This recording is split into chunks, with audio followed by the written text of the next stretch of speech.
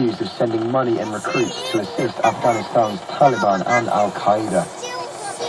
Her husband and his family have been found guilty of murdering a pregnant young wife at her Birmingham home in the belief that she had been possessed by jinn spirits. Layla Mumtaz died in hospital on the 8th of July 2009 after being found collapsed at her home in Craythorne Avenue.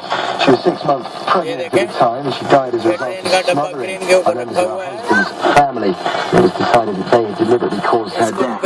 They called her Layla's husband, father-in-law, husband, with a young woman who arrived in Birmingham.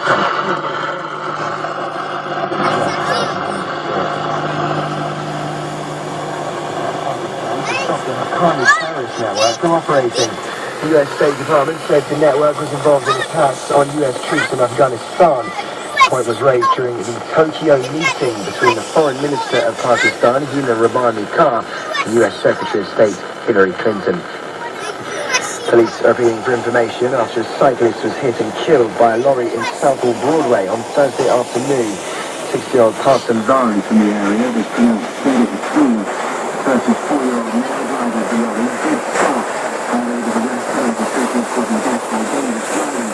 They were into custody and later released on bail pending further inquiries. A group of Kingfisher Airlines pilots have gone on strike because they haven't been paid for 5 months. Their action has led to 5 flights being cancelled today, and it's not known how many have taken industrial action. This is the second time in the last 8 days the airline's pilots have gone on strike for not being paid. A Bradford takeaway worker accused of murdering a chef with a meat cleaver has named in court 4 men he says have drugged him at gunpoint and tortured him.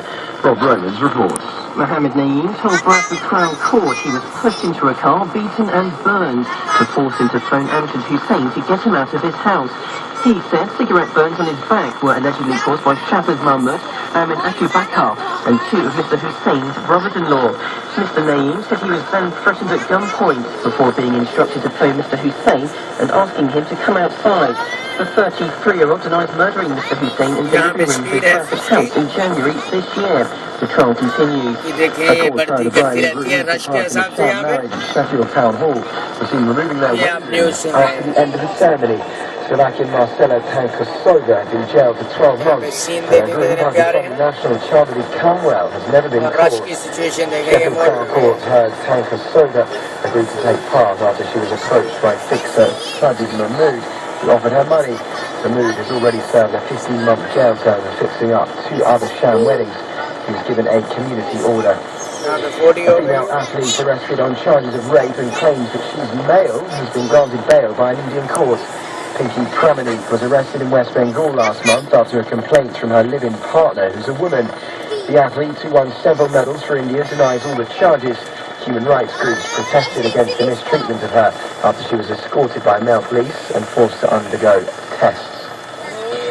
A ringleader of a £91,000 pensioners' benefit scam in East Lancashire has been told to expect a prison sentence. Nick Johnson has the details. 33-year-old Dijad Ashraf led a group which siphoned off pension credits, cold weather payments and winter fuel allowance to various bank accounts.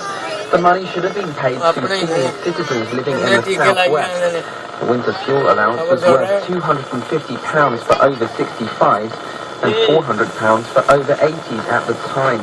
One person also admitted a fraud charge, while 3 others admitted depositing money into bank accounts.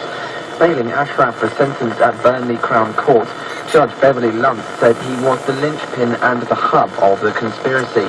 Authorities in Uttar Pradesh in India have ordered an inquiry after reports non-medical staff were acting as doctors in a government hospital. A news channel aired footage claiming a man shown stitching the wounds of a boy was actually a sweeper, while another member of staff was shown administering injections. The father of a 15-year-old girl from Birmingham who died from tuberculosis is raising awareness for school children to be vaccinated against the disease. New figures show a rise in the number of cases in the West Midlands.